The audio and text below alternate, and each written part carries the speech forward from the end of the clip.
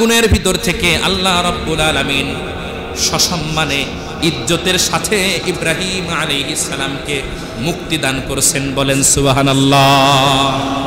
মনে রাখবেন, পবিত্র কোরআনে আল্লাহ রাব্বুল আলামিন বলেছেন, ইন্না মাআল উসরি ইউসরা। একজন মুমিন যদি বিপদে পড়ে, প্রতিটা বিপদ মুমিনের এক একটা পদোন্নতির কারণ হয়। বলেন সুবহানাল্লাহ। মুমিনের এক একটা বিপদ কিসের কারণ হয়? পদোন্নতির কারণ হয়। মুমিন বিপদে পড়লে তার পরক্ষণেই মুমিনের পদোন্নতি হবে। দুনিয়াতে যদি নাও হয়, আখিরাতে হবে। ইন্না মাআল উসরি ইউসরা। আল্লাহ চায় আমি আল্লাহকে ডাকি। যখন আমি আল্লাহকে ভুলে যাই, আল্লাহকে ডাকা ছেড়ে দেই, আল্লাহ বিপদ দেন। আরে বান্দা, তুই আমারে ডাকবি, আমার ভালো লাগে। তোরে সুখে রাখলে, তোরে শান্তিতে রাখলে দেখি তুই আমারে ডাকস না, এজন্য বিপদ দেই, আমারে ডাক, আমার ভালো লাগে। সুবহানাল্লাহ। ইব্রাহিম আলাইহিস সালাতু ওয়াস সালাম জীবদ্দশায় বহু পরীক্ষা দিয়েছে। আল্লাহ রাব্বুল আলামিন বলেন, ওয়া ইযিবতালা ইব্রাহিমা রাব্বুহু বিকালিমাতিন ফাআতাম্মাহুন্না। আমি ইব্রাহিমকে অনেক পরীক্ষা নিয়েছি, সব পরীক্ষায় ইব্রাহিম ফেল না পাস। শুধু পাস নয়, সর্বোচ্চ নাম্বার নিয়ে পাস। বলেন সুবহানাল্লাহ। সবচেয়ে বেশি পরীক্ষা দিতে হয়েছে ইব্রাহিম আলাইহিস সালাম, ঈমানের অগ্নি পরীক্ষা দিতে হয়েছে। আর প্রতিটা পরীক্ষায় ইব্রাহিম আলাইহিস সালাম জয়লাভ করেছেন। এই অনেক পরীক্ষা দেওয়ার পরে আল্লাহ পাক বলেন, ক্বালা ইন্নী জাঈলুকা লিন-নাসি ইমামা। যেহেতু সব পরীক্ষায় আমার ইব্রাহিম ধৈর্যের সাথে পরীক্ষা দিয়েছে এবং সেই পরীক্ষায় সফলতার সাথে উত্তীর্ণ হয়েছে, এজন্য আমি আল্লাহ তাকে ইমাম হিসেবে গ্রহণ করে নিয়েছি। ইমাম মানে নেতা। ইমাম মানে কি? শুধু নেতা নয়, মিল্লাতা আবিকুম ইব্রাহিম, মুসলিম জাহানের সমস্ত মুসলিম জাতির পিতা, ফাদার অফ দ্য নেশন হিসেবে আমি আল্লাহ ঘোষণা করলাম। অগ্নি পরীক্ষা দেওয়ার পরে এই পদোন্নতি পেয়েছে। উপরের ক্লাসে তারা কি হতে হলে পরীক্ষা দিতে হয়। ভালো চাকরি পেতে হলে ইন্টারভিউর মাধ্যমে যেতে হয়। এই জন্য পরীক্ষা ছাড়া কেউ উপরে উঠতে পারে না। আল্লাহ পাক বলেন, তাকে এই অগ্নি পরীক্ষার পরে আমি আল্লাহ কি করলাম শোনো, ওয়ানাজ্জাইনাহু ওয়া লূতান ইলাল আরদ। আমি তাকে আগুন থেকে নাজাত দিলাম, বাঁচাইলাম। তারপরে ইব্রাহিম আলাইহিস সালাম, তারা ছিলেন 3 ভাই। বলেন কয় ভাই? একজনের নাম ইব্রাহিম, আর একজনের নাম হারুন। কি নাম? আর একজনের নাম নাখুর। কি নাম? ইব্রাহিম, হারুন, নাখুর। এই 3 ভাই ছিলেন। ইব্রাহিম আলাইহিস সালামের 2 ভাইয়ের নাম হারুন, তার এক সন্তানের নাম ছিল লূত। কি নাম? ইব্রাহিম আলাইহিস সালামের দাওয়াতে তার এলাকায় একজন মাত্র মুসলমান হয়েছিল, তার নাম হলো লূত। সুবহানাল্লাহ। তার আপন ভাতিজা, আর সেই ভাতিজাকেই আল্লাহ রাব্বুল আলামিন নবুয়ত দান করেছিলেন। বলেন সুবহানাল্লাহ। এই লূতকে নিয়ে, ওয়ানাজ্জাইনাহু ওয়া লূতান, ইব্রাহিমকে এবং লূত, এই 2 জনকে আমি নাজাত দিলাম এবং বললাম তোমরা এলাকা ছাড়ো, হিজরত করো, এই এলাকা ছেড়ে অন্য এলাকায় যাও। ইলাল আরদিল্লাতি বারাকনা ফিহা লিল আলামিন। এমন এক শহরের দিকে যাও যে শহরের ভিতরে আমি আল্লাহ বহুত বরকত নিহিত করে রাখছি। বলেন সুবহানাল্লাহ। এমন এক শহরের দিকে যাও যে শহরে অনেক বারাকা আমি আল্লাহ দিয়ে রেখেছি। সেই শহরটা কোনটা? পবিত্র কোরআন সূরাতু বনি ইসরাঈলের 1 নম্বর আয়াতে 1 নম্বর আয়াত আল্লাহ পাক বলেন, সুবহানাল্লাযী আসরা বিআবদিহি লাইলাম মিনাল মাসজিদিল হারাম ইলাল মাসজিদিল আকসাল্লাযী বারাকনা হাওলাহু। আমি আল্লাহ মসজিদে হারাম থেকে নিয়ে মসজিদে আকসা পর্যন্ত আমার নবীকে রাত্রিকালীন সফর করিয়েছি এবং সেই মসজিদে আকসা এবং সেই এলাকাটা এমন যার চতুর্দিকে আমি আল্লাহ বরকতে পরিপূর্ণ করে রেখেছি। তাহলে মসজিদুল আকসা মানে ফিলিস্তিনের জমিন বর্তমানে, সেই মসজিদুল আকসা এবং সেই শহরকে বরকতময় শহর কে বলেছেন? এখানেও সেটাই বলতেছেন, ওয়ানাজ্জাইনাহু ওয়া লূতান ইলাল আরদ, আমি ইব্রাহিমকে এবং তার ভাতিজা লূতকে বললাম ইলাল আরদিল্লাতি বারাকনা ফিহা লিল আলামিন, এমন এক শহরে যাও যে শহরের ভিতরে আমি আল্লাহ বরকত দিয়ে রাখছি, অনেক বারাকা দিয়েছি, এমন শহরে যাও। হিজরত, হিজরত ইসলামের একটা মৌলিক বিধানের নাম হলো হিজরত। যদি কোনো এলাকায় ইসলাম প্রচার করা যাচ্ছে না, ইসলামের উপর আমল করা যাচ্ছে না, নিজের ঈমানকে রক্ষা করা যাচ্ছে না, এই ক্ষেত্রে এই মানুষের জন্য, তার জন্য হুকুম হলো ওই এলাকা ছেড়ে এমন এলাকায় যাও যেখানে গেলে ইসলামের অনুশাসন তুমি ঠিক মতো মানতে পারবা, নিজে আমল করতে পারবা, দাওয়াত দিতে পারবা, তাবলীগ করতে পারবা, এর নাম হলো হিজরত। এজন্য আল্লাহর নবী সাল্লাল্লাহু আলাইহি ওয়াসাল্লাম হিজরত করেছিলেন, সাহাবায়ে কেরামও হিজরত করেছিলেন, আর আল্লাহর রাসূল সাহাবীদেরকে এই সুসংবাদ দিয়েছিলেন, ইন্নাল হিজরাতা তাহদিমু মা কানা ক্বাবলা, যে ব্যক্তি হিজরত করবে ইসলামের জন্য, দ্বীনের জন্য, এই হিজরত তার বিগত যুগের সব গুনাহকে মাফ করে দিবে। যাও তুমি এবং তোমার ভাতিজা বরকতপূর্ণ সেই জায়গায় যাও যার নাম হলো ফিলিস্তিন। কি নাম? সেই যুগে নাম ছিল শাম। কি নাম ছিল? শাম। শামে চলে যাও। ইব্রাহিম আলাইহিস সালাম আসলেন ফিলিস্তিনে, বাইতুল মুকাদ্দাস যে এরিয়ার ভিতরে আছে এই জায়গায় ইব্রাহিম আলাইহিস সালাম আসলেন, আর লূত আলাইহিস সালাম তাকে পাঠিয়ে দিলেন মুক্তাফিকা, এক জায়গার নাম মুক্তাফিকা। বলেন, সবাই বলেন মুক্তাফিকা। এই জায়গায় লূত আলাইহিস সালামকে পাঠালেন দ্বীনি কাজ প্রচার করার জন্য। ইব্রাহিম আলাইহিস সালাম জেরুজালেমে, আর মুক্তাফিকা নামক জায়গায় লূত আলাইহিস সালামকে পাঠিয়ে দিলেন। আল্লাহ পাক বলেন, ওয়া ওয়াহাবনা লাহু ইসহাকা ওয়া ইয়াকুবা নাফিলা ওয়া কুল্লান জাআলনা সালিহিন। ইব্রাহিম আলাইহিস সালামের বয়স 120 বছর। কত বছর? মনোযোগ আছে? মনোযোগ দিয়ে শুনুন। 120 বছর ইব্রাহিম আলাইহিস সালামের বয়স। তার এক স্ত্রী নাম হলো সারা। কি নাম? তার বয়স 99 বছর। 99 বছর বয়স হয়ে গেছে, এখনো তার কোনো সন্তানাদি হয় না। বিয়ের পরে দীর্ঘদিন যদি সন্তান না হয়, তাদেরকে আমাদের আঞ্চলিক ভাষায় বলে আটখুরা, কোন কোন এলাকায় বলে বন্দা, কোন কোন এলাকায় বলে বাজা, বিভিন্ন শব্দে তাদেরকে ব্যাখ্যা করা হয়। আরবিতে বলা হয় আকিম, আরবিতে বলা হয় আকিম। কি বলা হয়? আকিম। হাজেরার কিন্তু সন্তান হয়েছে, নাম কি? ইসমাইল আলাইহিস সালাম। সিচুয়েশনটা বুঝেন, তখন কিন্তু হাজেরার এক সন্তান আছে, তার নাম ইসমাইল আলাইহিস সালাম, কিন্তু সারার কোনো সন্তান নাই। আল্লাহু আকবার। ইব্রাহিম আলাইহিস সালামের বয়স 120 থেকে 25 বছর, সারার বয়স 99 বছর। যেমন এক সময় একদিন ইব্রাহিম আলাইহিস সালাম নিজ বাড়ির ভিতরে বসে আছে, ঘরের ভিতরে। বাহির থেকে গেটের সামনে কে যেন ডাক দেয়, ইয়া ইব্রাহিম, ইয়া ইব্রাহিম, ইব্রাহিম তোমার বাড়িতে আমরা বেড়াইতে আসছি।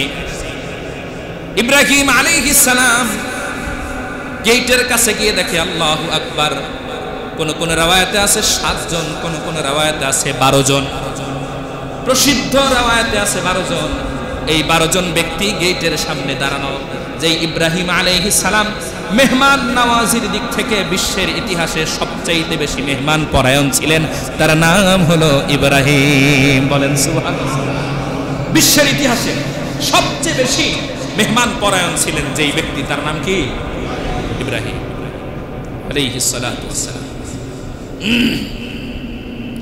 জীবনে এমন কোন ওয়াক্ত নাই, জ্ঞান হওয়ার পর থেকে মৃত্যু পর্যন্ত ইব্রাহিম আলাইহিস সালাম এমন কোন ওয়াক্ত নাই, এমন কোন ওয়াক্ত ছিল না যেই ওয়াক্তে মেহমান ছাড়া খাবার খেয়েছে।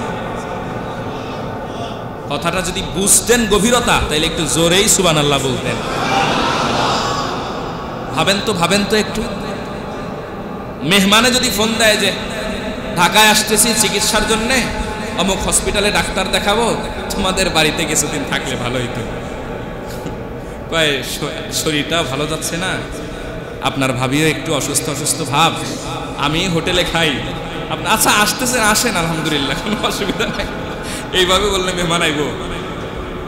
ঠিক আছে আসতেছেন যখন আসেন, আপনার ভাবি একটু অসুস্থ তো, আচ্ছা সমস্যা নেই আসেন।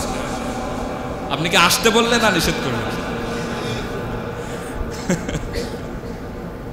আল্লাহু আকবার। বাড়িতে অনেক ঝামেলা চলতেছে তো, এখানে সেখানে যাইতে হয়, কাজের প্রেশার, আমিও থাকি না, এক বেলা রান্না 3 বেলা খাই, এই অবস্থা চলতেছে আমাদের। আচ্ছা ঠিক আছে আসতেছেন যখন, অসুবিধা নেই আসেন। এখন ওই লোক বাধ্য হয়ে চিন্তা করে না, যেভাবে বলছে এখানে আর যাওয়ার কোনো উপায় নাই। অনেকে তো এমন আছে আত্মীয় স্বজনকে বলেও না ঢাকার কোন জায়গায় উনি থাকেন, আত্মীয় স্বজনকে বলে না, বললে যদি আবার ওই এরিয়ায় কোনো প্রয়োজনে কেউ আসলে যদি ফোন দিয়া বাড়িতে আসে, এই চিন্তায় সে প্রকাশ করে না যে আমি ঢাকার কোন জায়গায় থাকি। ভাই কথাটা মিথ্যা বললাম? বাস্তবতা কিছুটা হলেও তো আছে, তাই না? আপনাদের এই এলাকার মানুষ না, যে এটা হাই সোসাইটি এলাকা, ওই এলাকার মানুষের ভিতরে এই স্বভাবটা বেশি। তো দেখেন ইব্রাহিম আলাইহিস সালাম এমন একজন মানুষ যিনি এক ওয়াক্ত মেহমান ছাড়া খাবার খান, জীবদ্দশায় কোনোদিন জ্ঞান হওয়ার পরে মেহমান ছাড়া এক ওয়াক্ত খাবারও খান। একদিনের ঘটনা তো আপনারা জানেন, মেহমান পাচ্ছে না, পাহাড়ি এলাকা, 3 দিন যাবত মেহমান নাই। উনার একটা দল ছিল, একটা টিম ছিল, যেই টিমের দায়িত্ব ছিল মাসিক তাদেরকে স্যালারি প্রদান করা হতো, এজন্য যে প্রতিদিন নতুন মেহমান খুঁজে দিবা। এই দায়িত্বে লোক নিযুক্ত করা ছিল যে তুমি প্রতিদিন মেহমান খুঁজে দিবা, তোমাকে এর বিনিময়ে তোমাকে স্যালারি প্রদান করা। 3 দিন হয়ে গেছে, নতুন কোনো মেহমানের সন্ধান পাওয়া যায় নাই। কয়দিন? 3 দিন হয়ে গেছে, নতুন কোনো মেহমান পায় নাই। ইব্রাহিম আলাইহিস সালাম 3য় দিন তার অধীনস্থ লোকদেরকে ডাকছে, শোনো আজ 3 দিন হয়ে যায় মেহমান খুঁজে পাইলা না, মেহমান পাও নাই তাতে আমার আফসোস নাই, মেহমান না পাইলে তো আমি নিজেও খাই না, তার মানে আমি নিজেও তো ক্ষুধার্ত। আজকের দিনের ভিতরে মেহমান যদি খুঁজে না পাও, সবটির খবর আছে। পাহাড়ি এলাকা, তার অধীনস্থ লোকজন খুঁজতে খুঁজতে খুঁজতে খুঁজতে 2 পাহাড়ের মাঝখানে বৃদ্ধ একজন ব্যক্তি, 90 বছর বয়স। কত বছর? দেখে নতুন এক ব্যক্তি অপরিচিত, বলছে আসেন। কোথায় যাব? আমাদের সরদার, আমাদের নেতা, আমাদের নবী মেহমান ছাড়া খাবার খায় না, আপনি আজকে আমাদের নবীর বাসার মেহমান। লোকটা 90 বছর বয়স, রাস্তা দিয়ে হাঁটতেছে, চিন্তা করলো যাই, দাওয়াত যেহেতু দিছে, দাওয়াতে কিছু না কিছু ভালো মন্দ তো খাওয়াই যায়। কোনো কিছু না বলে গেছে ওনাদের সাথে। আলহামদুলিল্লাহ, ইব্রাহিম আলাইহিস সালাম গেটের সামনে তাকে দেখে আহলান সাহলান মারহাবান বলে তাকে রিসিভ করেছে, ঘরের ভিতরে নিয়ে গেছে, দস্তরখান সামনে দিছে। আর সুন্নাত হলো মেহমানের সাথে মেজবান বসা, এটা ইন্ডিভিজুয়াল সুন্নাত। সুবহানাল্লাহ বলেন। এই জায়গায় মেহমানকে ওই বৃদ্ধ আর মেজবানকে ইব্রাহিম আলাইহিস সালাম একসাথে বসছে। ইব্রাহিম আলাইহিস সালাম সর্বপ্রথম খাবার এক লোকমা মুখে দিচ্ছে আর বিসমিল্লাহির রহমানির রহিম বলছে। এবার বলে আপনিও বিসমিল্লাহ বলে খান। সুবহানাল্লাহ বলেন। লোকটা খায় না, চুপ বসে আছে, বলে বিসমিল্লাহ বলে খান। কবি বলেন, কহিল অতিথি না মানি রীতি, কহিল অতিথি না মানি রীতি, আল্লাহকে পুজি চন্দ্রকে পুজি না মানি আমি আর কোন ভগবান। কহিল অতিথি না মানি রীতি, আগে তো বাঁচাই প্রাণ, চন্দ্রকে পুজি না মানি আমি আর কোন ভগবান।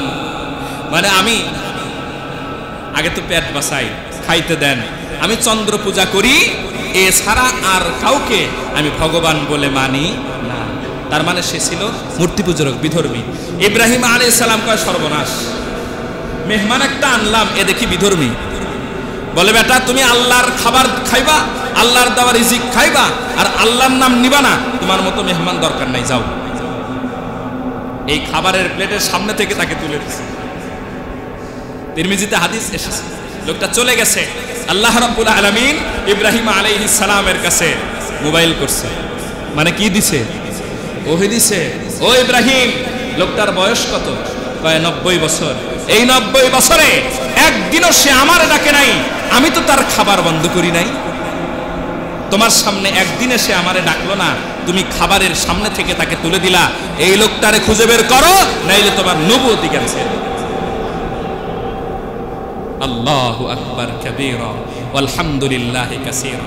পথ যদি চলে যাইতে না, তখন ডান বামার কোনো দিকে তাকায় না, ঠিক কিনা? ভালো মন্দ চেনে না যে এখন কি করব না করব, হুকুম আসছে এটা না করলে তোমার চাকরি নাই, বাস চাকরি বাঁচানোর জন্য যা ইচ্ছে তাই করবে, ঠিক না? বাস্তব একটা উদাহরণ দেই। যারা কিছুদিন আগে ভিন্ন মতাবলম্বীদেরকে গ্রেপ্তার করছে, দাগি আসামি, ওদের ব্যাপারে সবাই জানে যে এরা এই দলের ঘাওড়া লোক ছিল। উপরের অর্ডার খুব বেশি ফলো করে, খুব বেশি উপরের অর্ডার ফলো করে যার তার উপরে নির্যাতন করত। এই লোকেরাই চাকরি বাঁচানোর জন্য এখন ভিন্ন, পরিপূর্ণ রাত আর দিন ডিফারেন্স হয়ে গেছে। যারা একটা থানার ভিতরে সিআইডি অফিসার, ওদের সাথে তো আমার এখনো যোগাযোগ আছে, ওদের নিজের মুখেই শুনছে, বলে হুজুর ওই সময় যখন আপনাদেরকে ধরছি, মানে ভিন্ন মতাবলম্বী যারা, তাদেরকে ধরছি, এখন আমি যে তাদের অনুসরণ করি নাই বা আমি তাদের হুকুমের গোলাম ছিলাম না, এইটা প্রমাণ করার জন্য ওই দলের বড় কোনো নেতাকে ধরে আমাকে প্রমাণ করতে হচ্ছে যে আমি তাদের হুকুমের গোলাম ছিলাম না। যারা বুঝছেন তো বুঝছেন, না বুঝলে কিছু করার নাই, বুঝেন নাই? ভিন্ন দলের লোকদেরকে যারা গ্রেপ্তার করে করে ওই দলের কাছে ভালো হইতো, তাদের তো এখন চাকরি যায় যায় অবস্থা। কারণ রিপোর্ট যদি পাওয়া যাচ্ছে যে এই লোকটা কারণে অকারণে ভিন্ন মতাবলম্বীদেরকে কি করতো? গ্রেপ্তার করতো, কোনো দোষ ছাড়াই গ্রেপ্তার করতো। এখন তার চাকরি বাঁচাইতে গিয়া, পদ রক্ষা করতে গিয়া এই কাজ করতে হচ্ছে, ওই সাবেক দলের কোনো বড় নেতাকে গ্রেপ্তার করে প্রমাণ করতে হচ্ছে আমি তাদের সাথে লিয়াজু করি নাই। এটা হলো পদ বাঁচাইতে গিয়ে করতে হয়। তো ইব্রাহিম আলাইহিস সালামের পদ হইল নবুয়তি পদ, এর চাইতে আর কোনো বড় পদ আছে? কয় তুমি যদি মেহমানদের ধরে না এনে তোমার সাথে না খাওয়াও, নবুয়তি ক্যান্সেল। আবার লোক পাঠাইছে, যাও কত দূর গেছে মেহমান ধরে নিয়ে আসো। ইব্রাহিম আলাইহিস সালামের লোকজন তথ্য নিয়ে খুঁজে বের করে ওই লোকটাকে ধরে আনছে। ইব্রাহিম আলাইহিস সালাম একসাথে খাবারের প্লেটে বসে খাবার খাইছে, বলেন সুবহানাল্লাহ। বৃদ্ধ জিগায়, হুজুর তারায়া দিলেন, আবার ধরে নিয়ে আসলেন। যখন পরিপূর্ণ ঘটনা বৃদ্ধর সামনে বলা হয়েছে, চোখের পানি ছেড়ে দিয়ে বলে, হায় কত ডাকলাম লাত উজ্জাতকে, কত পাথরের মূর্তির সামনে সিজদা দিলাম, কত অগ্নি পূজা করলাম, কত চন্দ্রের পূজা করলাম, আমারে কেউ চিনল না, আমার বিপদে কেউ আমাকে সহায়তা করলো না, কিন্তু এতটুকু বিষয়ে আপনার আল্লাহ আমার ব্যাপারে আপনার কাছে ওহী পাঠাইছে, আমি তার কথা মানবো না তো কার কথা মানবো? আল্লাহু আকবার। এইরকম মেহমান নওয়াজ তিনি দেখলেন। গেটের সামনে মেহমান কয়জন? 12 জন। কয়জন? 12 জন মেহমান গেটের সামনে দাঁড়ানো। গেট খুলে দিছে, আসেন সবাই ভিতরে আসেন, আহলান সাহলান, সবাই ভিতরে চলে আসছে। মেহমান খানা কাচারি ঘরের ভিতরে বসতে দিছে, সুন্দর মতো তাদেরকে শরবত পরিবেশন করছে, সাইডে রয়ে গেছে, বসছে, অপেক্ষা করেন আপনাদের জন্য খাবারের ইন্তজাম করি। আল্লাহ রাব্বুল আলামিন সূরা যারিয়াতের ভিতরে বলেন, হাল আতাকা হাদিসু দাইফি ইব্রাহিমাল মুকরামিন। রাসূল আপনাকে আমি বলতেছি শুনুন, হাদিসু দাইফি ইব্রাহিমাল মুকরামিন। দাইফ মানে মেহমান, দাইফ মানে কি? মেহমান। ইব্রাহিম আলাইহিস সালামের সম্মানিত সেই মেহমানদের কথা আপনাকে একটু বলি, শোনেন, বলেন সুবহানাল্লাহ। একটু শোনেন, আপনাকে বলি। ইদদাখালু আলাইহি ফাকালু সালামা। গেটের সামনে যখন মেহমানগণ আসলেন, সবাই মিলে বললেন আসসালামু আলাইকুম। কি বললেন? এখান থেকে শিক্ষা, প্রতিটা মানুষের বাড়িতে যদি যাই, পরিচিত হোক অপরিচিত হোক, নিজ বাড়ি হোক না কেন, গেটের সামনে সর্বপ্রথম বলতে হবে কি? আসসালামু। ফাকালু সালামা ক্বালা সালামুন, ভিতর থেকেও ইব্রাহিম আলাইহিস সালাম বললেন ওয়া আলাইকুমুস সালাম কওমুন মুনকারুন। দরজা খুলেই, গেট খুলেই যখন দেখলেন 12 জন মেহমান, সবাই অপরিচিত, ইব্রাহিম আলাইহিস সালাম মনে মনে ভাবলেন এই অপরিচিত মেহমানগণ কোথা থেকে আসলো, কওমুন মুনকারুন, এরা তো অপরিচিত মানুষ। ফারাগা ইলা আগলিহি ফাজাআ বিআজলিন সামিন। ওই সময় ইব্রাহিম আলাইহিস সালামের সাথে যে স্ত্রী ছিলেন তার নাম ছিল সারা। কি নাম? সারার কাছে গেলেন। ফারাগা ইলা আহলিহি, আহলিয়ার কাছে গেলেন, সারার কাছে গেলেন। ফাজাআ বিআজলিন সামিন, মোটা তাজা একটা গাভী জবাই করলেন। বলেন সুবহানাল্লাহ। মোটা তাজা একটা গাভী কি করলেন? জবাই করলেন। আস্ত গাভী জবাই করছে। লাহাম মান্দি একটা খাবার আছে, কি নাম বলছি? লাহাম মান্দি, সৌদি আরবের একটা খাবারের নাম। আস্ত খাসি ভুনা কইরা দেয়, এখান থেকে ছিঁড়ে ছিঁড়ে। আপনার কোথায়? আপনি সিনা খাবেন, সিনার থেকে ছিঁড়ে নেন। আপনি পিছনের অংশ খাবেন, সেখান থেকে ছিঁড়ে নেন। ঘাড়ের অংশ খাবেন, সেখান থেকে ছিঁড়ে নেন। আস্ত একটা ভুনা করে আপনার সামনে দেওয়া হবে। এটার বর্তমান নাম হলো লাহাম মান্দি। বাংলাদেশে বিভিন্ন রেস্টুরেন্টে এই লাহাম মান্দি বিক্রি হয়, কোনোদিন খায় আসেন, আল্লাহ তৌফিক দান করে। এমনি আগের যুগের মানুষ খাইতো। সৌদি আরব না আহলে আরবের এটা তাদের ট্রেডিশনাল ফুড, এটা তাদের ঐতিহ্যবাহী খাবার। ইব্রাহিম আলাইহিস সালাম আস্ত গাভী জবাই করে ওটা ভুনা করে নিয়ে আসছে। সুবহানাল্লাহ বলেন না। মেহমান কয়জন? 12 জনের জন্য আস্ত গাভী লাগে। মেহমানদারি কারে বলে শিখেন। আমরা তো গোস্ত কুটি কুটি কইরা এতটুকু টুকরা করে, মানে এটা কোথাকার গোস্ত এটার আর বোঝার কোনো উপায় নাই। আমরা গোস্ত বলতে বুঝি এতটুকু। গোস্ত বলতে কি বুঝি? আসলে কি গোস্ত এতটুক, নাকি এটা আমার একটা রান ছিল, কাইটা কুচি কুচি কইরা না এতটুক বানানো হয়েছে। সাধারণত ছোট বাচ্চাদের মোটামুটি যারা 8-10 বছর, এদেরকে গোস্ত বললে যে গোস্ত কেমন দেখা যায় একটু আঁকায় দেখাও তো, ওই 4 ইঞ্চি এরকম মানে গোল করে চতুর্ভুজ একটা আঁকায় দিবে, যে এর নাম হলো গোস্ত। তো এই যে এত বড় একটা গাভী জবাই করে নিয়ে আসছেন 12 জনের জন্য, সামনে দিছে কেন? তাফসীরের কিতাবের ভিতরে লিখছে এজন্য যে এই 12 জন মানুষ তো আস্ত গাভী খাইতে পারবে না, এটা তো বাড়িওয়ালারাই পরবর্তীতে ভোগ করবে। আজকে হোক বা 2 দিন হোক বা 3 দিন লাগুক, বাড়িওয়ালারাই ভোগ করবে। কিন্তু ফায়দাটা কি? মেহমানের সামনে যে খাবার দেয়া হলো, মেহমান যতটুকুই খাক না কেন বাকি খানার কোনো হিসাব নাই। বলেন সুবহানাল্লাহ। বাকি খানার কোনো কি নাই, হিসাব নাই, বরকতি খাবার হয়ে যায়। ইব্রাহিম আলাইহিস সালাম আস্ত গাভী, ফাজাআ বিআজলিন সামিন, আস্ত একটা গাভী তাদের সামনে দিবেন। ফাকাররাবাহু ইলাইহিম ক্বালা আলা তাকুলুন, সামনে যখন দিবেন কেউ খায় না। সাধারণত মেহমান অপরিচিত, যেহেতু অপরিচিত মানুষ, তার মানে বাহ্যিকভাবে প্রমাণ বহন করতেছে এরা অনেক দূর থেকে আসছে, ঠিক কিনা? এরা অনেক দূর থেকে আসছে। আর মরুভূমির ময়দান, পাথরেলি জমিন, পাহাড়ি অঞ্চল, দূর থেকে সফরকারী কোনো মানুষ কোনো জায়গায় আসলে স্বাভাবিকভাবে ক্ষুধাটা বেশি লাগার কথা কিনা? খাবার যখন সামনে যাবে স্বাভাবিকভাবেই স্বভাবগতভাবেই মানুষ যদি হয় খুব দ্রুত হাত পরিষ্কার করে সেই খাবারে হাত দিবে, এটাই স্বাভাবিক।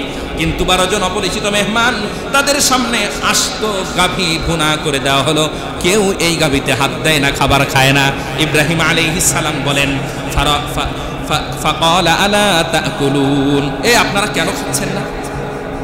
কেন খাচ্ছেন না আপনারা? এত কষ্ট করে গাভী জবাই করলাম, ছিলাইলাম, ভুনা করলাম, সামনে দিলাম, খাচ্ছেন না কেন? ফাওজাসা মিনহুম খিফা, আল্লাহ পাক বলেন ফাওজাসা মিনহুম খিফা, মনে মনে ইব্রাহিম ভয় পাচ্ছে। দূরের মেহমান এত দূর থেকে আসছে, আস্ত খাসি ভুনা, আস্ত গরু ভুনা করে দিলাম, খায় না, ঘটনা কি আবার জিন টিন না? তো ভয় পাচ্ছে। ফাওজাসা মিনহুম খিফাতান, খিফাতুন মানে ভয়, আওজাসা মানে দিল মে পয়দা হওয়া, অন্তরের ভিতরে ভয় পয়দা হলো। ক্বালু লা তাখাফ, এরা যারা ছিল 12 জন সবাই বলতেছে লা তাখাফ, ও ইব্রাহিম আপনি ভয় পায়েন না, ওয়াবাশশারুহু বিগুলামিন আলীম, ইব্রাহিম আপনি ভয় পায়েন না, আমরা কোনো মানুষ না, আমরা আল্লাহ রাব্বুল আলামিনের পক্ষ থেকে পাঠানো ফেরেশতা। আর কথা যিনি ডিল করতেছেন এই 12 জনের ভিতরে হেড, 12 জনের ভিতরে যিনি হেড ছিলেন তিনি হলেন হযরতে জিবরিল আমিন ফেরেশতা। বলেন সুবহানাল্লাহ।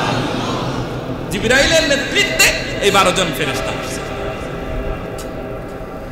লা তাখাফ, আপনি ভয় পায়েন না, আমরা কোনো শয়তান নয়, আমরা কোনো জিন্নাত নয়।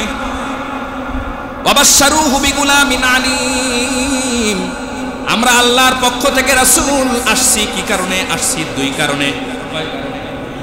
এক নাম্বার ওয়াবাশশারুহু বিগুলামিন আলীম, আপনার ঘরে যে এক স্ত্রী আছে সারা, তার বয়স যেন কত কত?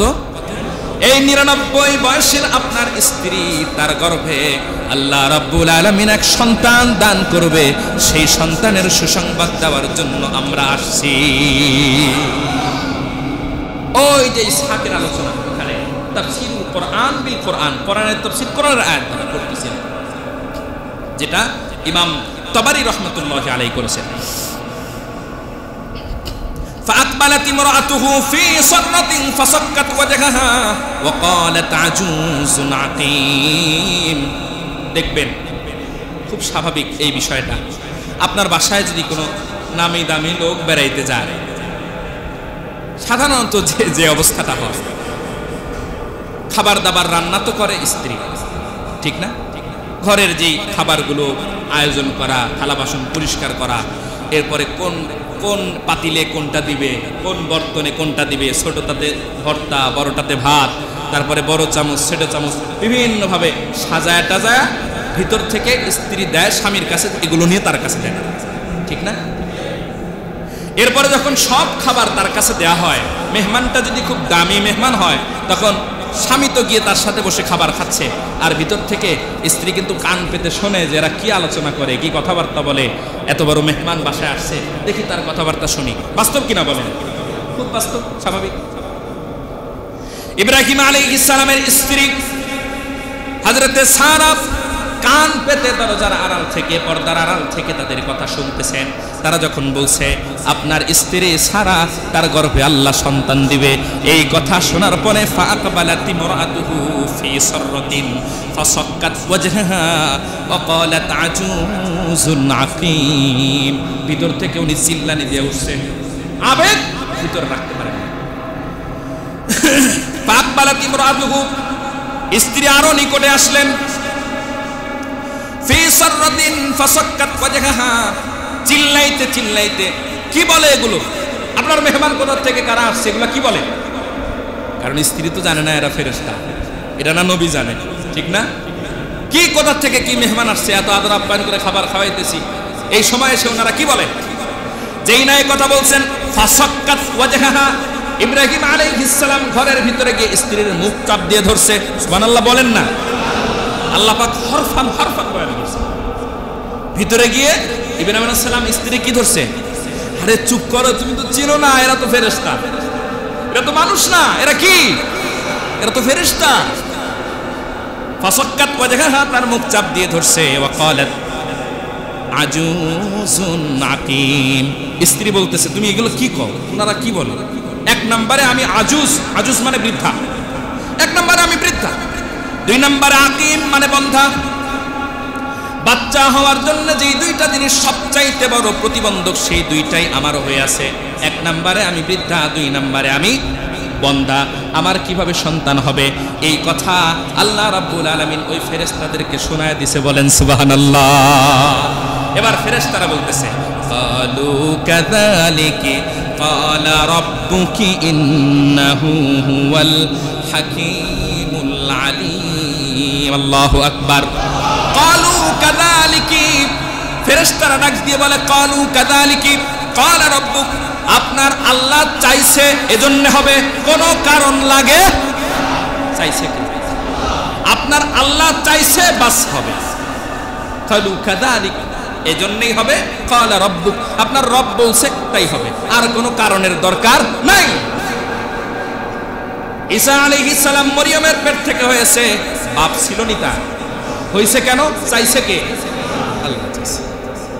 তো আল্লাহ চাইলে সব, আল্লাহর কাছ থেকে চায় নেন,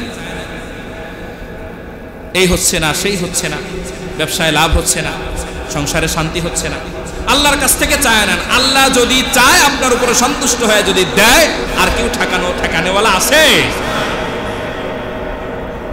ক্বালু কাযালিকা ক্বালা রাব্বুক, আপনার রব চেয়েছেন এজন্য হবে, আর কোনো কারণের দরকার নাই। নিশ্চয়ই ইন্নাহু হুয়াল হাকীমুল আলীম, ইন্নাহু নিশ্চয়ই ওই আল্লাহ, হুয়াল হাকীম তিনি হলেন সর্বজ্ঞ, সবচাইতে বড় জ্ঞানী, আল আলীম সবচাইতে বড় জাননেওয়ালা। ক্বালা ফামা খাতবুকুম আইয়ুহাল মুরসালুন, ইব্রাহিম আলাইহিস সালাম ওই ফেরেশতাদেরকে জিজ্ঞেস করলেন, ফামা খাতবুকুম আইয়ুহাল মুরসালুন, কি জন্য আপনারা আসছেন, আপনাদের মোটিভ কি, আপনাদের কারণ কি? বললেন, এক নাম্বার কারণ আপনাকে সন্তানের সুসংবাদ দিতে আসছি, আর দুই নাম্বার কারণ ক্বালু উরসিলনা ইলা কওমিন মুজরিমিন, একটা মুজরিম দল, একটা গুনাহগার দল, একটা অপরাধী দল, তাদেরকে আল্লাহর পক্ষ থেকে আযাব দেওয়ার জন্য আসছি। লিনুরসিলা আলাইহিম হিজারাতাম মিন তিন, তাদের উপরে আসমান থেকে ভারী বর্ষণ, পাথরের বর্ষণ, বৃষ্টি বর্ষণ করার জন্য আসি। মুসাব্বামাতান ইনদা রাব্বিকা লিল মুসরিফিন, যেই পাথরগুলো তাদের উপরে বর্ষণ করব, প্রতিটা পাথরের গায়ে অপরাধীর নাম লেখা আছে। সুবহানাল্লাহ। দানে দানে পর লেখা হয় খানে ওয়ালে কা নাম। আল্লামা ইকবাল বলেন, দানে দানে পর লেখা হয় খানে ওয়ালা কা নাম। আমি আপনি কোন খাবার খাবো, ওই খাবারের উপরে কুদরতি ভাবে আল্লাহ আমার আপনার নাম লিখে রাখছে। কুদরতি ভাবে ওই খাবারের উপরে কি আছে? নাম লেখা আছে। যেভাবেই হোক আপনার আমার নাম যেখানে আছে, ওইটা আমার আপনার কপালে আসবেই, চেষ্টা করলেও আসবে, না করলেও আসবে। মুসাব্বামাতান ইনদা রাব্বিকা লিল মুসরিফিন, প্রত্যেকটা পাথরের সাথে নাম লেখা আছে, কার উপরে পড়বে? ফাআখরাজনা মান কানা ফিহা মিনাল মুমিনিন ফামা ওয়াজাদনা ফিহা গায়রা বাইতিন মিনাল মুসলিমিন। তো তারপরে তাদের কাছে আল্লাহ পাক পাঠালেন তাদের উপরে বরাদ্দকৃত যেই আযাব, ফাজালনা আলিয়াহা সাফিলাহা, উপরের পার্টকে নিচে, নিচের পার্টকে উপরে করে দিলেন। এই শাস্তি আল্লাহ পাক, এই ফেরেশতা কয়জন ছিল? 12 জন। লিডার কে ছিলেন? জিবরিল আমিন ফেরেশতা। আল্লাহ পাক, আল্লাহ রাসূল বলেন, আবু দাউদে হাদিস এসেছে, জিবরিল আমিন ফেরেশতার একটা পাখা ওই জমিনের নিচ দিয়ে ঢুকায় দিছে, আসমানে তুলছে, এরপরে ঘুরাইছে, যতক্ষণ পর্যন্ত উপরে তুলছে ততক্ষণ তাদের উপরে ওই পাথরের বৃষ্টি বর্ষিত হয়েছে। পরে তাদের উপরের পার্ট নিচে, নিচের পার্টকে উপরে করে দিয়েছেন। আল্লাহ পাক বলেন, ফাজালনা আলিয়াহা সাফিলাহা ওয়া আমতারনা আলাইহা হিজারাতাম মিন সিজ্জিলিম মানদুদ, উপরের পার্টকে নিচে করে দিলাম, আর তাদের উপরে ভারী বৃষ্টি যেটা পাথরের ছিল এটা বর্ষণ করলাম। তাহলে দেখেন, ওয়াহাবনা লাহু ইসহাকা ওয়া ইয়াকুবা নাফিলাতান ওয়া কুল্লান জাআলনা সালিহিন, আমি ইব্রাহিম আলাইহিস সালামকে দিলাম 1 নাম্বার ইসহাক, তার সন্তান ইসহাককে দিলাম। এখান থেকে কিন্তু ওই তাফসিরে গেছে ওয়া ইয়াকুবা নাফিলা, এবং আরো দিলাম যখন ইসমাইল হয় তার কিছুদিন পরে আল্লাহ রাব্বুল আলামিন ইসহাকের জন্ম দেয়। ইসমাইলের গর্ভে ইসহাক যখন জন্ম নেয় তার কিছুদিন পরেই ইসমাইল আলাইহিস সালামের স্ত্রীর গর্ভে জন্ম নেন হযরত ইসহাক আলাইহিস সালাম। কি নাম? ইতিহাস তো জানেন, ইব্রাহিম আলাইহিস সালামের সন্তান ইসমাইল, তার সন্তানের নাম কি? কি নাম? ইসহাক কয়? ইয়াকুব। তার নাম কি? ইসমাইল আলাইহিস সালামের ভাই তো ইসহাক, আর ইসমাইল আলাইহিস সালামের সন্তানের নাম কি? ইয়াকুব। সেই সূত্রে ইয়াকুব আলাইহিস সালাম ইব্রাহিম আলাইহিস সালামের কি হয়? নাতি। বলেন না, কি হয়? নাতি। আরবিতে নাতিকে বলা হয় নাফিলা। কি বলে? নাফিলা। আমরা বলি নাতি, আরবিতে বলে নাফিলা। বাবাকে বলা হয় আবু, আবুন। আবুন বাবাকে কি বলে? বলে না আবু ইউসুফ। অনেকে নাম রাখে না আবু ইউসুফ। আবু ইউসুফ মানে কি জানেন? ইউসুফের বাবা নাম রাখছে আবু ইউসুফ। অর্থ কি? ইউসুফের বাবা। নাম রাখছে আবু হুরায়রা, অর্থ হইল হুরায়রার বাবা। নাম রাখছে আবু মুসা, মানে কি? মুসার বাবা। যাই হোক, উরফান এরকম নাম রাখা যায়, অসুবিধা নেই। তাহলে দেখেন, ওয়াহাবনা লাহু ইসহাক ওয়া ইয়াকুবা নাফিলান, আমি ইসহাককে দিলাম এবং তার এক নাতি দিলাম যার নাম হলো ইয়াকুব আলাইহিস সালাম। ওয়া কুল্লান জাআলনা সালিহিন, এবং সবাইকেই আমি আল্লাহ নবুয়তি দান করলাম। বলেন সুবহানাল্লাহ। তাফসীরের কিতাবের ভিতরে লেখেন, এখানে আল্লাহ রাব্বুল আলামিন ইব্রাহিমকে একটা সুসংবাদ দিয়েছিলেন, একটা নিয়ামত দান করেছিলেন, তার কথা উল্লেখ করলেন। নিয়ামতটা কি? ইব্রাহিম আলাইহিস সালাম আল্লাহর কাছে দোয়া করছিলেন, রব্বি হাবলি মিনাস সালিহিন। বলছেন না, রব্বি হাবলি মিনাস, আল্লাহ তুমি এক নেককার সন্তান দাও। আল্লাহ নেককার সন্তানও দিয়েছেন দুজন, সেই দুইজন নবী, সাথে সাথে এক নাতি দিছে, সেই নাতিও নবী। বলেন সুবহানাল্লাহ। শুধু নাতি নবী নয়, নাতির সন্তান ইউসুফ, সেও নবী। মারহাবা বলেন। কারীম ইবনুল কারীম ইবনুল কারীম ইবনুল কারীম, মুসা, ইউসুফ ইবনে ইয়াকুব ইবনে ইসমাইল ইবনে ইব্রাহিম। আল্লাহ রাসূল বলেন, কারীম ইবনুল কারীম ইবনুল কারীম ইবনুল কারীম, সম্মানিত, তার বাবা সম্মানিত, তার বাবা সম্মানিত, তার বাবা সম্মানিত, চার পুরুষ সম্মানিত। এই রকম একটা বংশ, ইউসুফ ইবনে ইয়াকুব ইবনে ইসমাইল ইবনে ইব্রাহিম। ইউসুফের বাবা ইয়াকুব, তার বাবা ইসমাইল, তার বাবা ইব্রাহিম। চার পুরুষ সম্মানিত, চার পুরুষ, চারজনই নবী। পৃথিবীতে একই বংশ আছে, সেটা হলো ইব্রাহিম আলাইহিস সালামের বংশ। وجعلناكم أئمة يهدون بأمرنا وأوحينا إليهم فعل الخيرات وإقام الصلاة وإيتاء الزكاة وكانوا لنا عابدين وجعلناهم أئمة তাদেরকে আমি আল্লাহ ইমাম বানাইলাম, নবী বানাইলাম। ইয়াহদুনা বিআমরিনা, তারা মানুষকে হেদায়েতের পথে হুকুম দিত।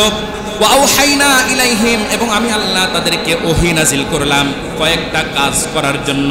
এক নাম্বার ফি'লাল খায়রাত, যত কল্যাণকর কাজ আছে তোমরা করবা। ওয়া ইকামাস সালাত, নামাজ কায়েম করবা। ওয়া ইতাআজ যাকাত, যাকাত আদায় করবা। ওয়া কানু লানা আবিদিন, এবং তারা সবাই ছিল আমি আল্লাহর প্রিয় গোলাম।